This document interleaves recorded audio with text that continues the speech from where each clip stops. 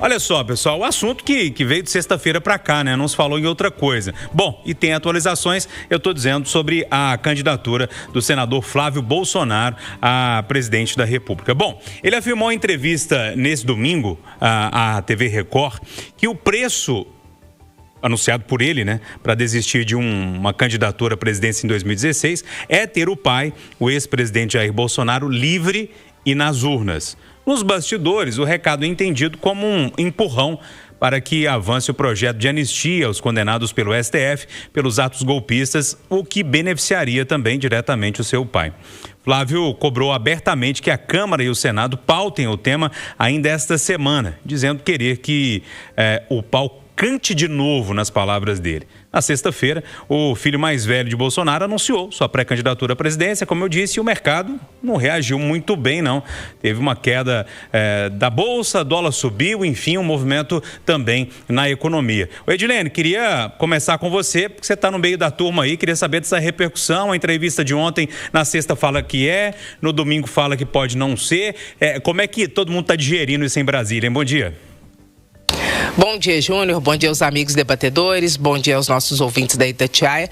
Primeiro, eu não encaro que essa candidatura ou pré-candidatura de Flávio Bolsonaro seja um empurrão para a votação do projeto da anistia. Isso porque, para a esquerda, o nome de Flávio Bolsonaro é excelente, porque ele é menos competitivo que o de Tarcísio. Para o centro, o nome de Flávio Bolsonaro não serviria, porque eles querem Tarcísio de Freitas. E já estão falando isso nos bastidores. Se tem coragem de falar nos bastidores agora, quando o nome de Flávio Bolsonaro, e se o nome de Flávio Bolsonaro enfraquecer, eles falarão isso publicamente, assim como aliados do próprio partido dele, que acham que o nome dele é menos competitivo que o de Tarcísio. Então, isso não pressiona pela anistia na minha avaliação. Na minha avaliação, ele dizer que o preço seria o pai dele estar livre, é o mesmo que ele dizer sou candidato porque meu pai não pode ser. Nada mais além disso. Então, eu acho que aí não existe uma pressão para a votação da anistia, ou se a intenção foi essa, não deve funcionar.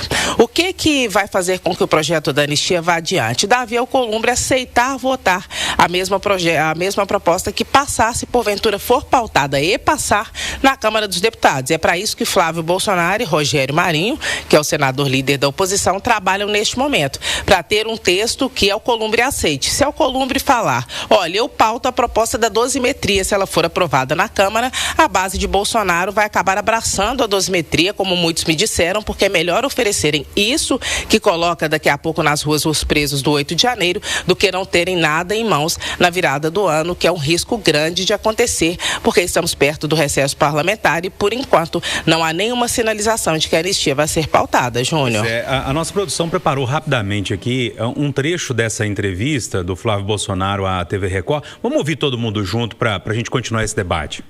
O meu preço é justiça. E não é só justiça comigo. É justiça com quase 60 milhões de brasileiros que foram sequestrados, estão dentro de um cativeiro nesse momento, junto com o presidente Jair Messias Bolsonaro. Então, óbvio que não tem volta. A minha pré-candidatura à presidência da República é muito consciente. Ela é para representar grande parte da população brasileira que não aceita mais essa quantidade enorme de desmandos. São pessoas, assim como o presidente Bolsonaro, que estão sem ver suas famílias, estão fora do país, e que a única forma disso acontecer é se Bolsonaro estiver livre, nas urnas, caminhando junto com os seus netos, os filhos de Eduardo Bolsonaro, pelas ruas de todo o Brasil. Esse é o meu preço. Ô Eduardo, se eu entendi bem o que é o argumento da Edilene, a fala dele não é tipo assim, eu posso desistir, eu vou porque meu pai realmente não vai estar fora. Acho que é mais ou menos isso que ela quis dizer. E aí? Bom dia. Bom dia a todos. Ô Júnior, se fosse 15 anos atrás, eu diria que está um verdadeiro samba do crioulo doido. Mas para não ser cancelado pelo racismo, né?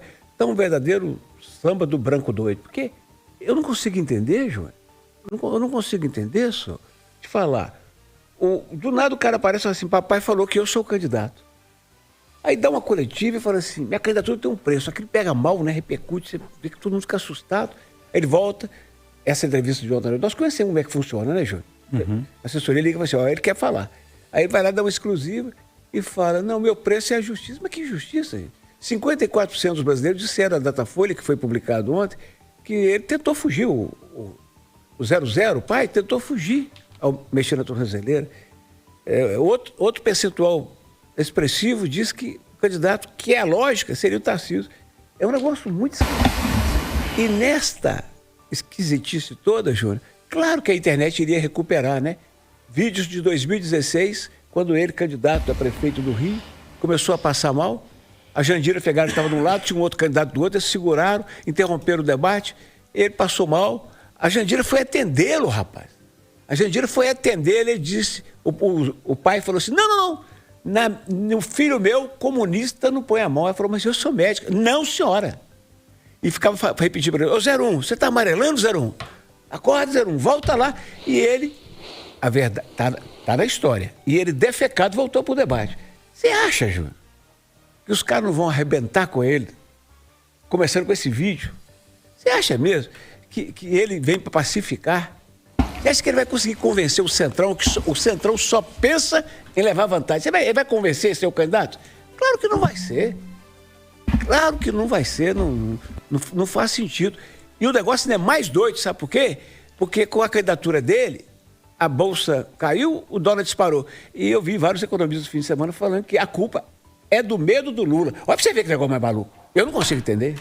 E aí, William Travassos, como é que você lê essa história toda aí em relação ao Flávio Bolsonaro? Não dá para negar que balançou o coreto. Bom dia. Bom dia, Júnior Moreira, bancada. Bom dia, os ouvintes da Itatiaia. Edu, passa mal, qualquer um pode passar mal. A gente sabe disso, né? Acho que isso não prejudica a imagem dele. O que eu acho em relação a esse senhor é o seguinte. Se o discurso do Flávio fosse de, olha, eu quero mudar o país, eu quero enfrentar, né, o que nós temos hoje, a justiça, o modelo, enfim, no jeito mais radical, né, do bolsonarista, naquele discurso que sempre foi o do Bolsonaro, eu até ia falar assim, bom, esse sujeito realmente está pegando a bandeira, né, de conservador e está indo para frente. Mas o discurso dele é assim, eu quero ver meu pai livre mais os outros, eu quero anistia. Então, amigo, na verdade, você está lutando para o seu interesse da sua família. Não tem nada de Brasil nisso.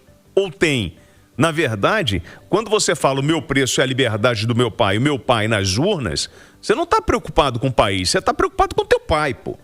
E aí, na verdade, você aceitou esse desafio que o seu pai colocou na sua mão e o senhor vai partir para cima. Mas no fundo, o senhor acredita em quê? O que eu gostaria de ouvir do Flávio era justamente aquele discurso que o pai dele tinha de enfrentamento à esquerda, ao que a direita considera como um julgamento que não foi justo, cheio de vícios.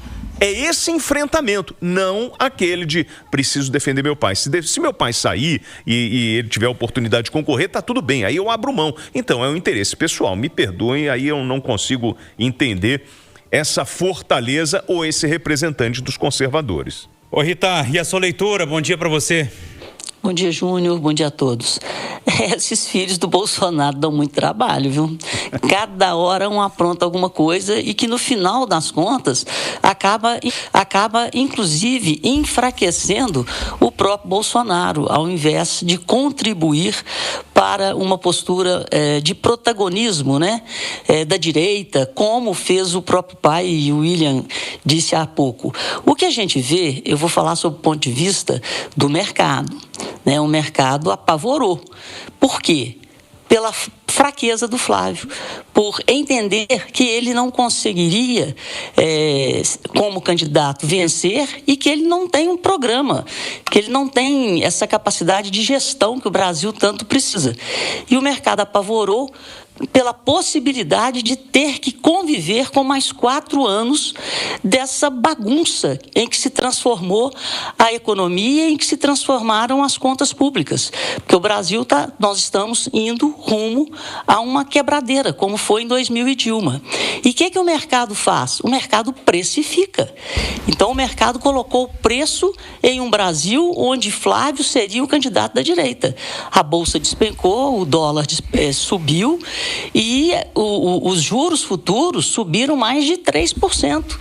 E hoje nós estamos vendo a precificação da falta de credibilidade do Flávio. O mercado está melhorando. O pré-mercado em Nova York já está negociando um fundo que contém ações brasileiras e está subindo 1,63%. O dólar, né, deve abrir em ligeira baixa.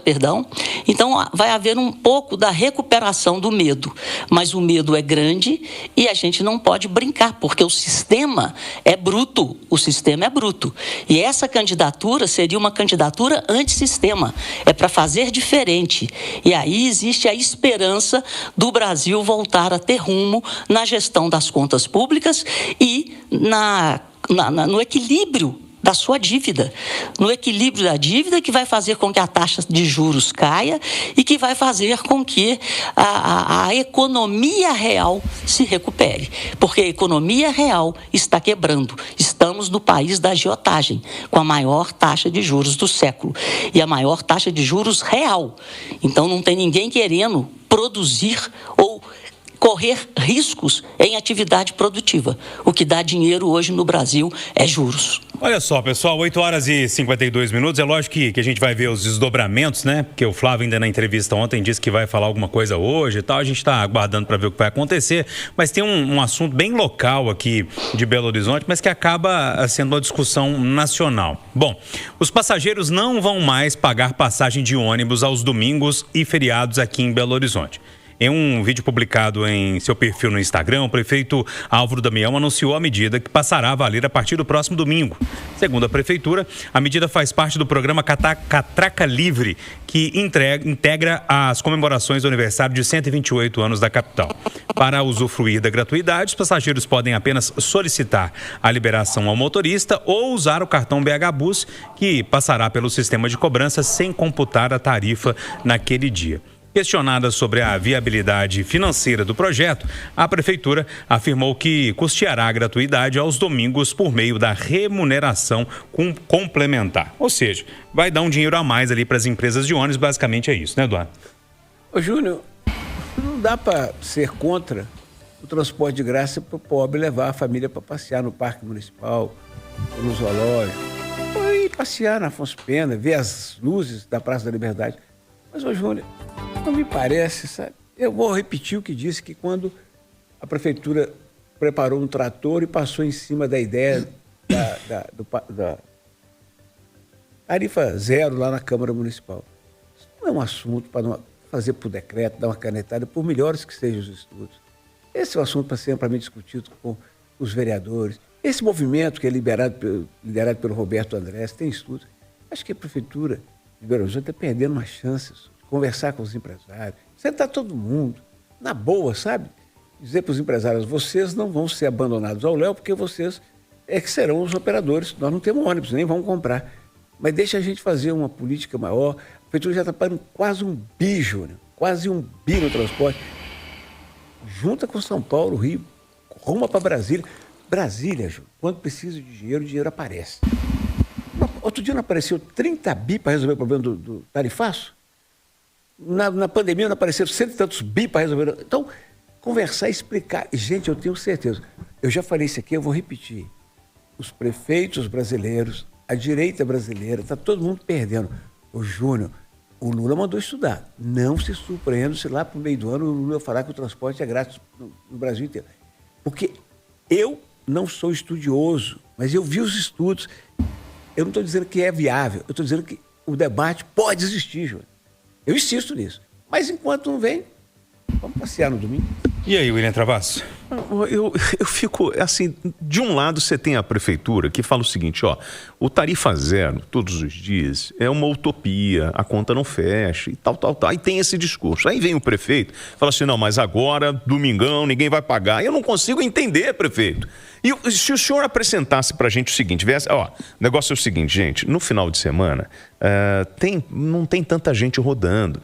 Então, o custo para a prefeitura vai ser X, mas, por outro lado, nós vamos movimentar a cidade e tal, mas com números. Aí não, simplesmente, fala assim, ó, a partir de agora a tarifa zero no domingo. Aí eu pergunto, quem é que paga a conta, então? Sou eu de novo, amigo? Que vou pagar a conta sem ter um estudo para isso ou sem saber desse estudo, porque o que mais me incomoda é a falta de divulgação dos números. Apresenta para mim como isso será positivo para a cidade de Belo Horizonte e o custo disso. E aí, Rita? O William falou tudo, é custo-benefício. Esse dinheiro que está indo para essa gratuidade no domingo, o que mais que poderia ser feito com esse dinheiro? Por que esse dinheiro deveria ser canalizado para isso e não para outras prioridades? Se você pega uma prefeitura, assim como o Estado e a União, você tem uma lista de demandas da população. Essa é a principal demanda da população de Belo Horizonte hoje? Ou estamos diante de uma medida populista? O que tira o populismo da iniciativa é exatamente sabermos qual é o benefício que ela vai acarretar e se esse dinheiro está sendo canalizado para a maior demanda da população de Belo Horizonte. Edilene, reta final, 1 minutinho para você.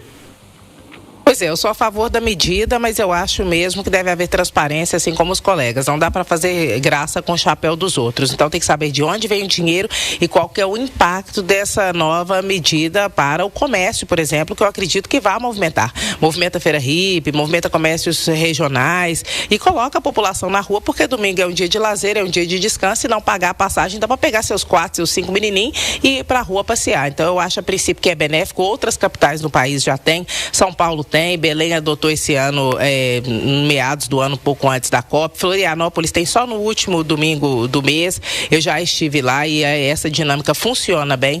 Então eu acho que é benéfico, mas tem que ter transparência. 4, 5 menininhos, Edilene? Meu Deus do céu. Uai, é porque o pessoal tem esses meninos, meu filho. Você já tem 2. Domingo, né? O comércio tem que abrir, né, Edilene?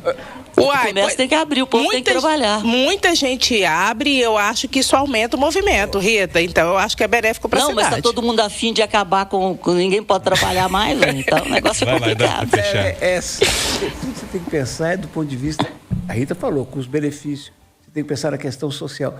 Eu não sei se... Tá bom, o cidadão que ganha pouco passear com os filhos domingo, é legal. Mas se ele pagar uma passagem menor da segunda-feira para ir trabalhar, é melhor. E, sabe? Passei na Papai Noel não existe. Passei na padaria hoje cedo, aí tinham 2 pessoas conversando sobre essa questão hoje, que é o assunto do dia, né? Pra quem trabalha no dia a dia. Aí um falou, você viu, não vai pagar passagem domingo o outro, mas não tem ônibus, então não vai adiantar nada. Ponto final da nossa Conversa Geração. TV Eduardo Costa, William Travassos, Edilene Lopes e Rita Mundim.